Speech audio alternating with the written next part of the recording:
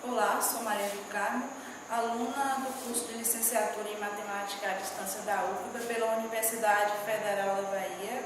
Sou uma das componentes do grupo que vai apresentar uma aula do ensino médio, cujo tema será sobre função logarítmica.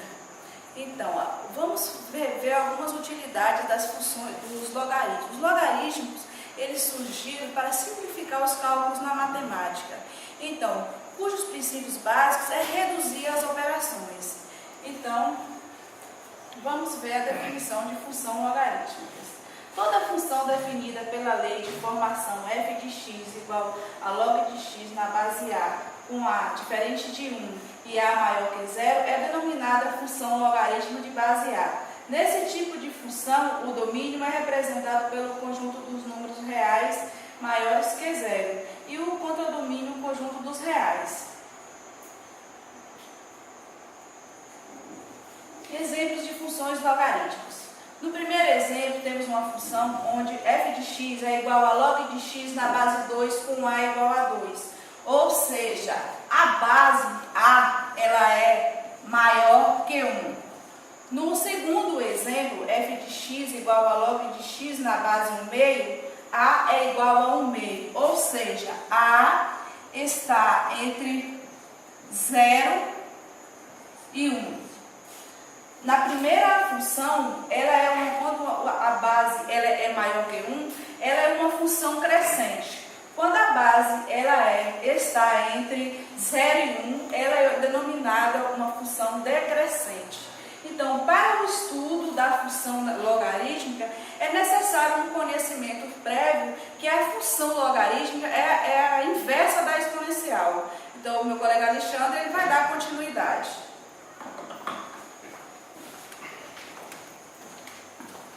Meu nome é Alexandre, vou dar continuidade, acrescentar o que a colega Maria do Carmo colocou aqui sobre funções logarítmicas.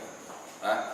Então, é interessante, é importantíssimo falar, quando falamos em função logarítmica, que uma função logarítmica é aquela onde a variável está no logaritmando. Ou seja, quando a nossa incógnita, ou seja, o nosso termo desconhecido, a variável, ela está no logaritmando. Tá? Então, aqui eu tenho um exemplo de função logarítmica. Tá? Temos aqui as propriedades, onde x é o logaritmando, a é a base, y é o logaritmo. Tá? Então, colocamos uma função logarítmica é aquela onde a variável está no logaritmando. Então, quando o meu x, quando a minha variável, a minha incógnita estiver no logaritmando, como foi indicado aqui, essa vai ser a identificação da função logarítmica. Tá? Então, essa aqui vai identificar. É importante estar colocando isso. Né? Certo. Continuando. Outro ponto importante quando falamos em função logarítmica é o quê? É que a função logarítmica ela é a inversa da função exponencial. Né? Isso é extremamente importante a gente saber, que ela vai ser a inversa da função exponencial. Tá? Então, eu vou colocar um exemplo para vocês aqui, como calcular a inversa da função. Tá? A inversa dessa função. Eu tenho uma função logarítmica e eu vou calcular a inversa para ver se realmente eu vou chegar até uma equação exponencial. Tá? Então, dada a função logarítmica, tá? Como é que eu vou calcular a inversa dessa função logarítmica? O que eu vou fazer?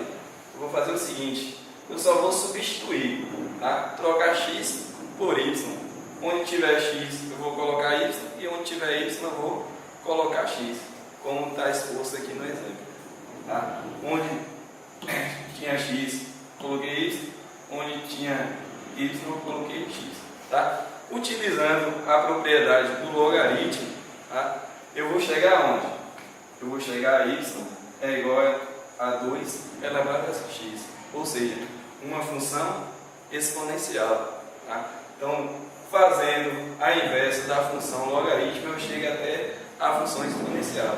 Tá? A função exponencial é aquela que o meu x, que é a minha incógnita, ela é o expoente. Tá? Por isso que é denominada de função exponencial.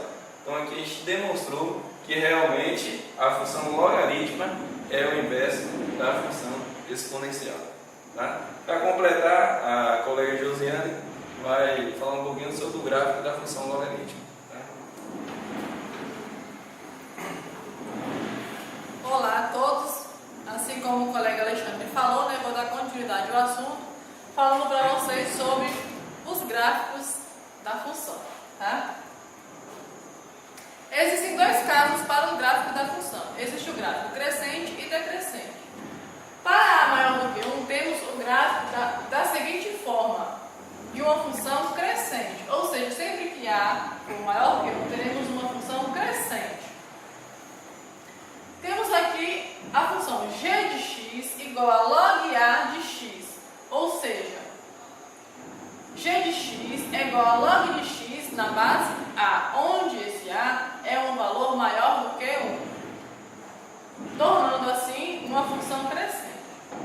O outro caso é quando a função tem a sua base entre 0 e 1. Temos o gráfico da seguinte forma, em função decrescente, onde g de x é igual a log de x na base A, onde esse A é um valor que está entre 0 e 1.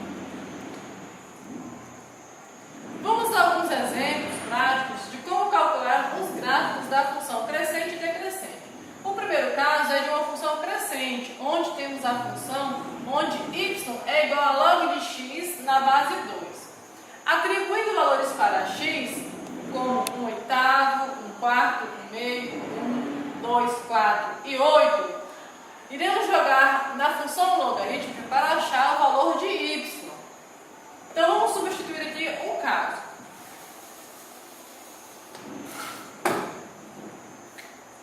Temos aí que y é igual a log de x na base 2. Ou seja, 2 elevado a y é igual a x. Quem é esse x? Vamos substituí-lo por 1/2, 1/8. 1/8. Então, temos que 2 elevado a y é igual a 1. Fazendo a fatoração do 8, temos 2 elevado ao cubo. 2 elevado a y é igual, invertendo a fração, temos 2 elevado a menos 3. Eliminando as bases, temos que y é igual a menos 3. Foi o valor que nós já encontramos aqui em nossa tabela, onde y é igual a menos 3. Se usarmos o mesmo cálculo de função logarítmica para calcular os valores de x que estão aqui, 1/4, 1/2, 1, 2, 4 e 8, encontraremos os valores de y, menos 2, menos 1, 0, 1, 2 e 3. Observando que quando os valores de x são crescentes, do menor para o maior, os valores de y também são crescentes, do menor para o maior. Vamos ver como ficou o nosso gráfico. Substituindo os pontos de x e y no gráfico, surgindo uma curva, observamos que a curva ela é voltada para cima. Por isso, ela é uma função crescente, onde sua base é maior do que 1. O outro exemplo é de construirmos um gráfico de função decrescente. Temos aí que y é igual a log de x na base 1/2, ou seja, onde o meio está entre 0 e 1. Atribuindo valores para x, 8, 4, 2, 1, 1/2, 1/4, 1/8, iremos encontrar os valores de y. Vamos jogar então na função. Temos que y é igual a log de x na base 1/2. Ou seja, 1/2 elevado a y é igual a x. Quem é esse x? Vamos substituí-lo por 8. Ou seja, 1/2 elevado a y é igual a 2 elevado ao cubo. 1/2 elevado a y é igual, invertendo a fração, temos 1/2 elevado a menos 3. Eliminando as bases, temos que y é igual a menos